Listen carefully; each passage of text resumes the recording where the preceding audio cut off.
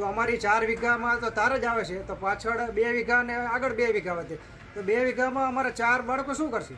રાવળગીરનો થાંભલો ખેતી માટે એટલો બધો નુકસાનકારક છે કે ત્યાં કોઈ મજૂર કે ત્યાં કોઈ ભાગીદાર રહેવા માટે રાજી નથી હોતા. ખાલી 382 રૂપિયા જે વળતર અમારું મંજૂર કર્યું છે એમાં જ ભેદભાવ રાખ્યો છે. મારી વાડીમાં અત્યારે પાવરગ્રીડવાળા સર્વે કરી ગયા છે. અમારે ખેડૂતની કોઈ સહમતિ કે ખેડૂતને કોઈ પૂછ્યું નથી અને કોઈ સાચો જવાબ આપ્યો નથી. હવે મારી વાડીમાં 1.5 હેક્ટરની જમીન છે, એમાં અમે 2 ભાઈઓ છીએ. હવે 2 ભાઈઓ 8 વીઘા જમીનમાં 4 વીઘા કોરિડોર આવે છે તારનો.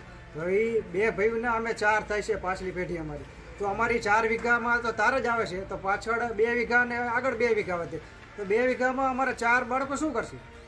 અને હાવ નજીવા જે 2011ની પ્રમાણનું જંત્રીના ભાવ પ્રમાણે અમને અત્યારે એવડાઈ કરી દેશે, તો એ પ્રમાણે કેવી રીતે ચલાવી લેવાનું?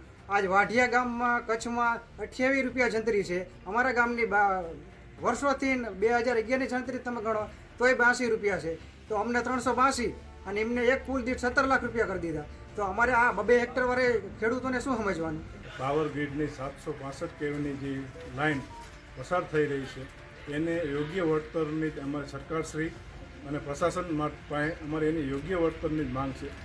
એ વળતર તો ખેડૂત પાસે કાંઈ નથી, ક્યાંય પણ વળતર ચૂકવાય એ આના પાસે રાવળગીરનો થાંભલો ખેતી માટે એટલો બધો નુકસાનકારક છે કે ત્યાં કોઈ મજૂર કે ત્યાં કોઈ ભાગીદાર રહેવા માટે રાજી નથી હોતા. આ જીવન તો અમને તો નડે જ છે, આવનારી પેઢીને દરેક પેઢીને નડવાનું છે. એટલે સરકારશ્રી માટે અમારી એટલી જ અપીલ છે કે આના માટે જેટલું વળતર આ ખેડૂતને આપે એ સાવ ઓછું જ છે, કે ખેડૂતને માસિક પોલ દીઠ લાખ રૂપિયા માસિક ભાડું એટલે પાવરગ્રીડ કંપની ચૂકવે અને જે લાઇન તાર નીકળે છે એનું બજાર કિંમતથી 6 ગણું વળતર ખેડૂતને ચૂકવવામાં આવે.